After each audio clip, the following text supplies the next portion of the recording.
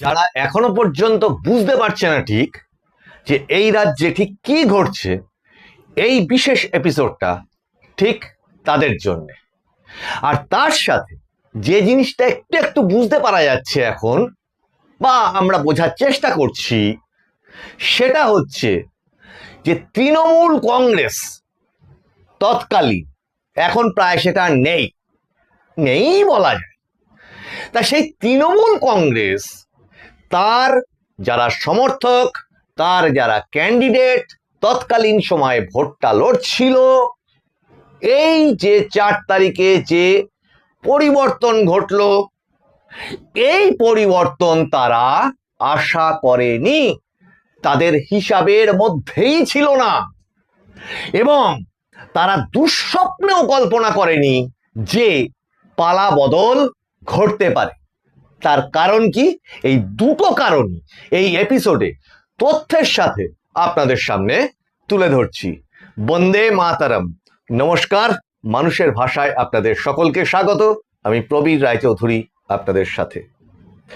প্রথমে আসি যে এই রাজ্যে ঠিক কি ঘটছে। অনেকেই কিন্তু বুঝেও ঠিক বুঝতে পারছে না, কেউ কেউ বুঝতে পারছে কিন্তু মন থেকে সেটাকে স্বীকার করতে পারছে না, আবার কেউ কেউ বোঝার পরেও মন থেকে ঝেড়ে ফেলে দিতে পারছে না যে কি কি চেঞ্জেস ঘটে যাচ্ছে, তার সাথে তারা এবার অ্যাডাপ্ট করবে কি করে। এখন কি কি ঘটে যাচ্ছে এই রাজ্যে? একটা সভ্য সমাজ, একটা শুদ্ধ সমাজ, সেই শুদ্ধ এবং সভ্য সমাজের যা যা কিছু বৈশিষ্ট্য, যা যা কিছু প্রয়োজন লাগে, সেই সমস্ত কিছুর আয়োজন চলছে। একটি শুদ্ধ, সুন্দর, প্রগতিশীল সমাজ, তার নির্মাণ কার্য চলছে, এবং এই সমস্ত কিছুর জন্যেই প্রয়োজন হয় দেশে দেশে আন্তর্জাতিকভাবে যেটা স্বতঃসিদ্ধ, সেটা হচ্ছে একটি দেশের গণতন্ত্র, একটি দেশের সংবিধান, একটি দেশে আইনের শাসন প্রতিষ্ঠিত হওয়া।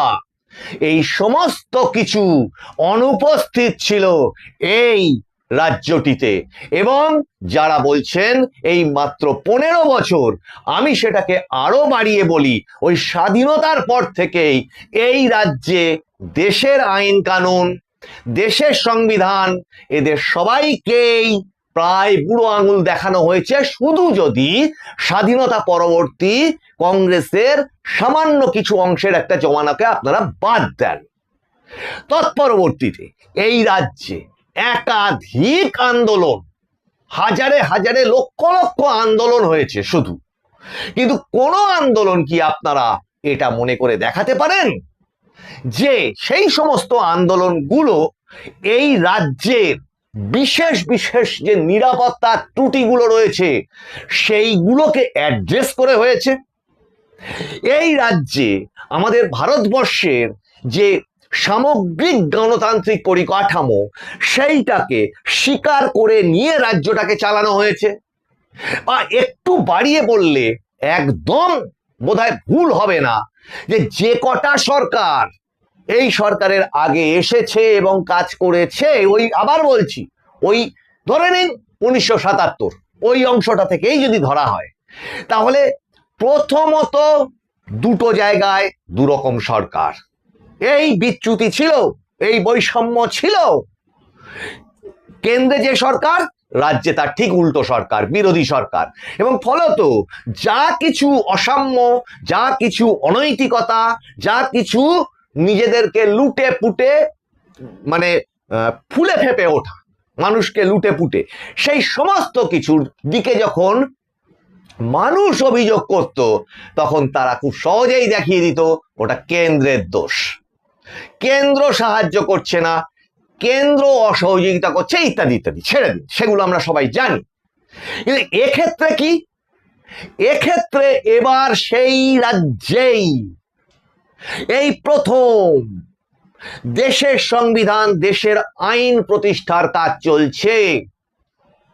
এখন এই আইন প্রতিষ্ঠা, এই সমস্ত কিছুর মধ্যে দিয়ে, তার মধ্যে দিয়ে সরকারের যে উন্নয়নমূলক কর্মসূচিগুলোকে এগিয়ে নিয়ে যাওয়া, সেগুলোর পথে প্রধান বাধা কোনটা ছিল?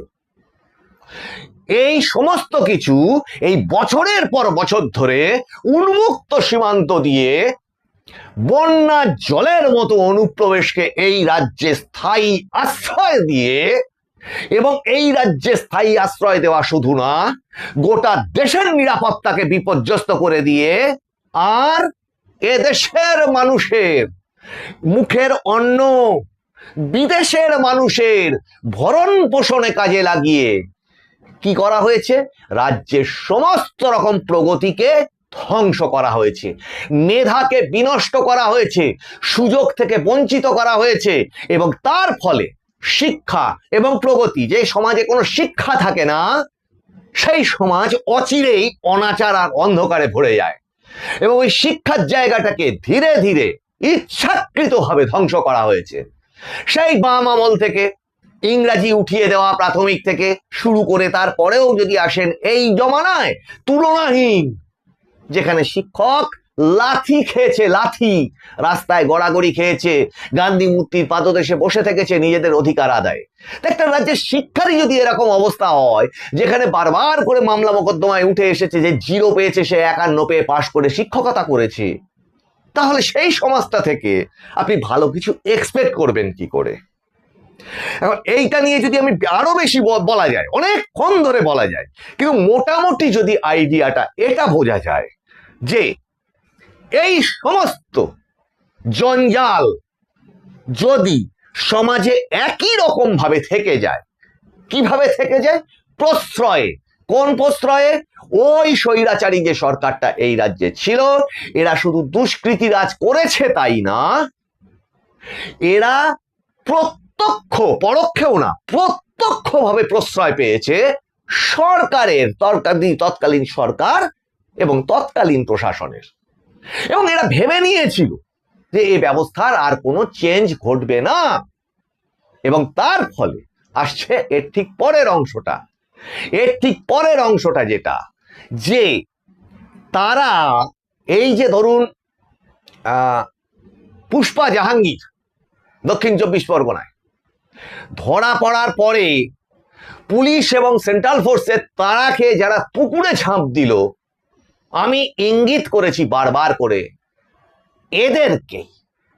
এখন এরা হচ্ছে সেই উপভোক্তা শ্রেণী, এদের খোঁজ করা হোক, সরকারের কাছে আবেদন রাখছি, এদের তথ্য দেখা হোক যে এরা কতজন ভারতীয় এখনো, এমনকি এদের কতজন তালিকায় নাম আছে। কারণ এসআইআর তো হয়েছে, এসআইআর থেকে বাদও পড়েছে, কিন্তু তারা একেবারে খুঁজে খুঁজে তারাই কি দেশের বাইরে গেছে? আর যদি না গিয়ে থাকে, তারা এই পুষ্পা জাহাঙ্গীর এটা একটা ইঙ্গিত দিয়ে দিল এই ঘটনাটা, যে এরা এরকমটাই করবে বা করে, কিন্তু দিনকাল পাল্টে গেছে। এই জায়গাটাকে এরা অ্যাডপ্ট করে উঠতে পারছে না। যে জায়গাটা অ্যাডপ্ট করে উঠতে পারছে না, সেই জায়গাটা নিয়েই হচ্ছে আমাদের এই সমাজের যে বিবর্তনটা ঘটছে, সেই বিবর্তনের প্রধান চিন্তার বিষয়। আর এই এপিসোডের দ্বিতীয় অংশ যেটা বললাম, যে তৃণমূল কংগ্রেস, তার সমর্থনকারী, তার যত নেতা টেতা ইত্যাদি, তারা দুঃস্বপ্নেও কল্পনা করেনি যে ওই জমানাটার পরিবর্তন ঘটবে। কি ইঙ্গিত থেকে সেটা বোঝা যাচ্ছে সুধী দর্শকবৃন্দ?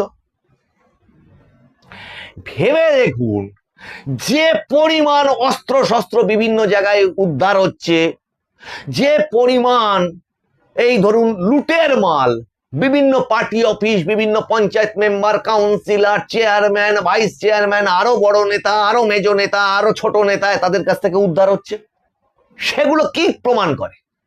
আর এটাও অনেক তথ্য দেখা যাচ্ছে যে বিভিন্ন জায়গায় বিজেপি কর্মীদের বিজেপি করবার অপরাধে যারা ওই ডিজে হুমকি দিয়েছিল ডিজে ব্যানার্জির নেতৃত্বে এবং স্বৈরাচারিণীর নেতৃত্বে যে সমস্ত হুমকিগুলো দিয়েছিল, সেই হুমকি দেওয়া মানুষগুলো লিস্ট করে ফেলেছিল যে 4 তারিখের পর কাদের কাদের কি কি ব্যবস্থা নেবে বিজেপি করবার জন্য। আচ্ছা, এইগুলো কখন ঘটে?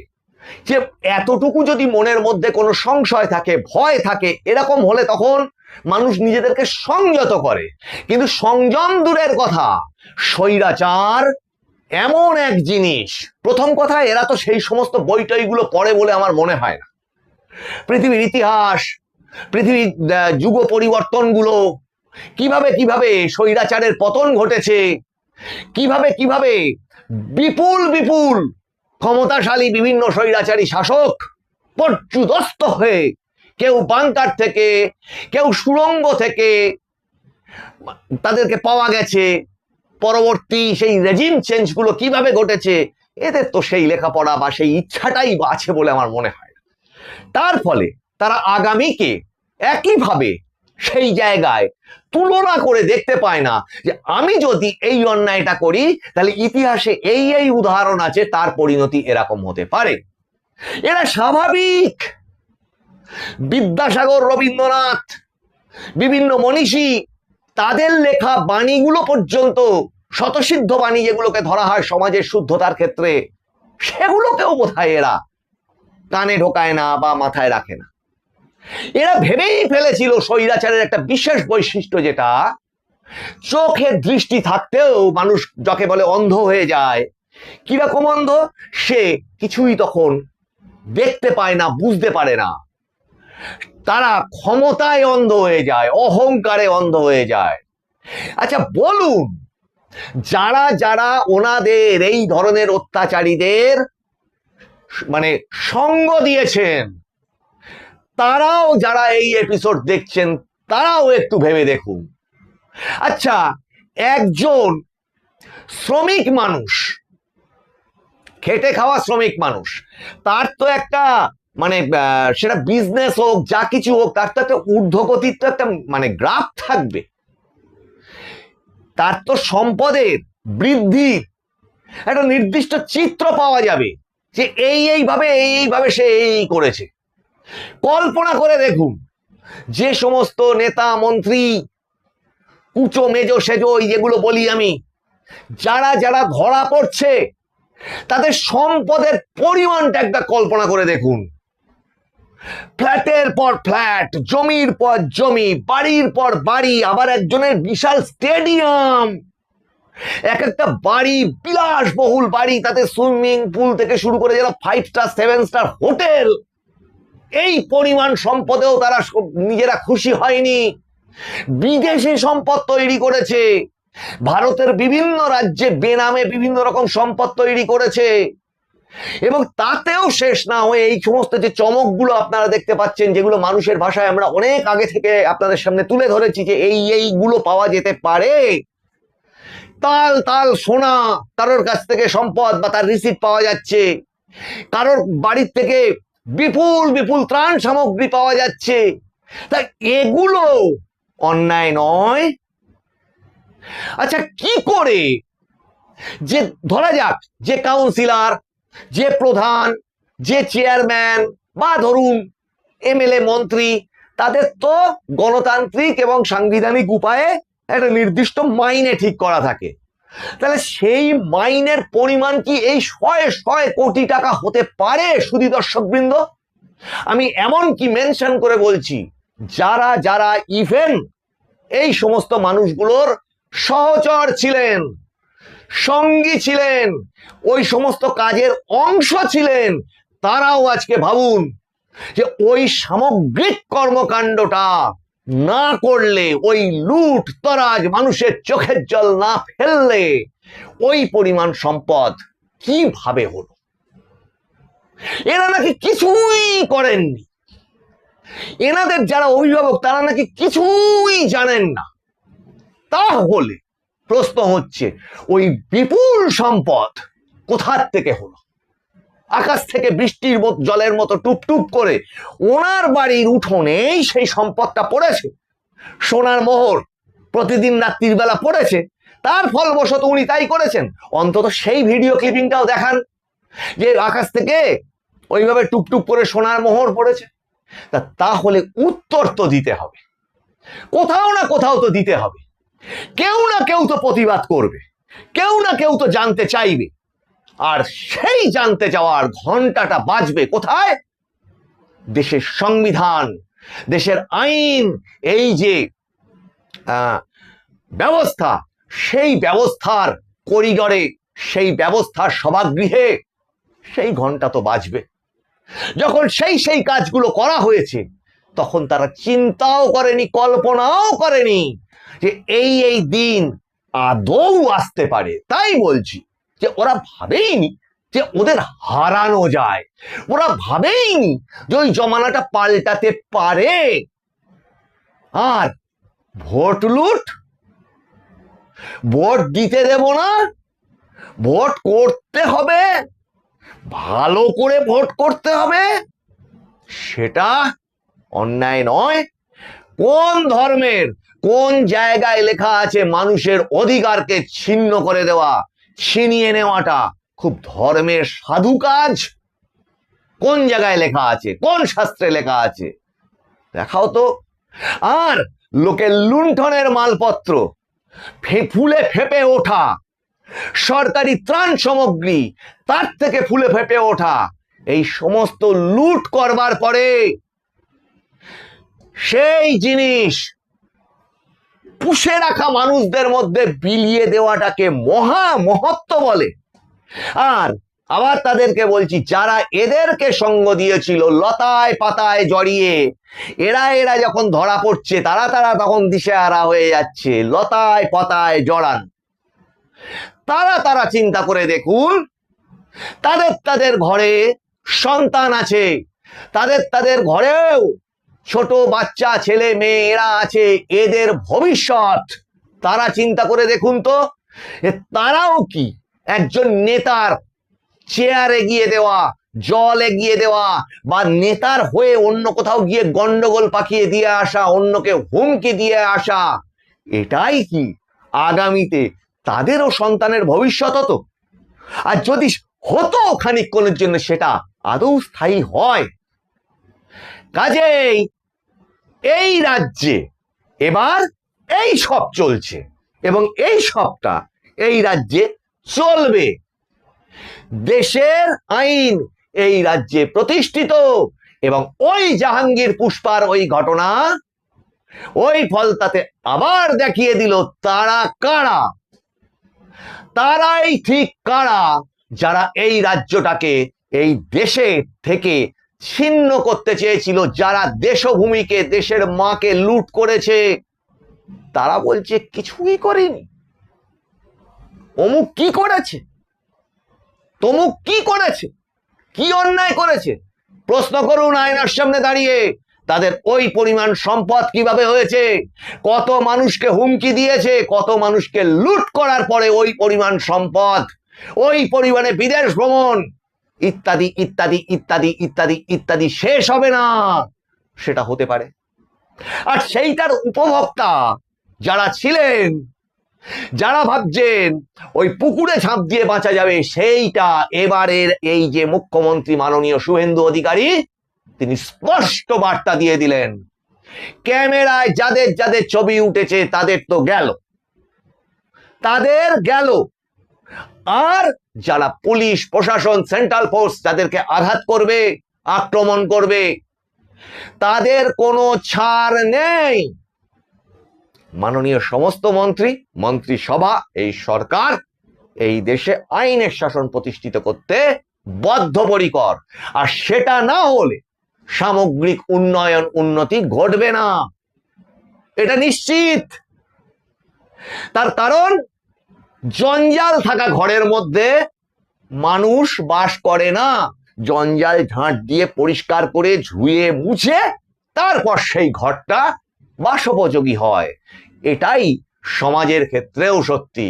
কাজেই ভাববেন না যে এই ভোট হয়েছে, একটা দল পাল্টে আর একটা দল এসেছে। নো, এখানে একটি অসভ্য এবং কি বলবো, অনৈতিকতায় ভরা, অরাজকতা, অন্যায়, বেআইন এই সমস্ত দিয়ে ভরিয়ে যে একটা বিশেষ ব্যবস্থা সমাজ তৈরি করা হয়েছিল, সেইটার থেকে একটি সভ্য সুন্দর প্রগতিশীল সমাজ গড়ে তোলবার কাজ চলছে। সেই কাজে এই সরকার জিরো টলারেন্স নীতিতে। শুধু দর্শকবৃন্দ, এপিসোডগুলো ভালো লাগলে আপনারা লাইক, শেয়ার, কমেন্ট করবেন। বিশেষ কাজকর্মের কারণে এক দুদিন হয়তো এপিসোড কম হচ্ছে, বাদও করছে, তার জন্য মার্জনা চাইছি। আপনারা সাপোর্ট করুন, রাষ্ট্রবাদকে সাপোর্ট করুন, মাতৃভূমিকে রক্ষার জন্য সাপোর্ট করুন, এবং আপনারা লাইক, কমেন্ট, শেয়ার করুন, সাবস্ক্রাইব করুন এবং নোটিফিকেশন অন রাখুন। আপনারা হাত খুলে কমেন্ট লিখুন, নিজেদের মতামত লিখুন এবং একটু শেয়ার করুন। আপনাদের সঙ্গে আবার দেখা হবে সামনের এপিসোডে। আপনারা নজর রাখুন মানুষের ভাষার পর্দায়। মানুষের ভাষা সবার মনের কথা বলে। বন্দে মাতারাম। নমস্কার।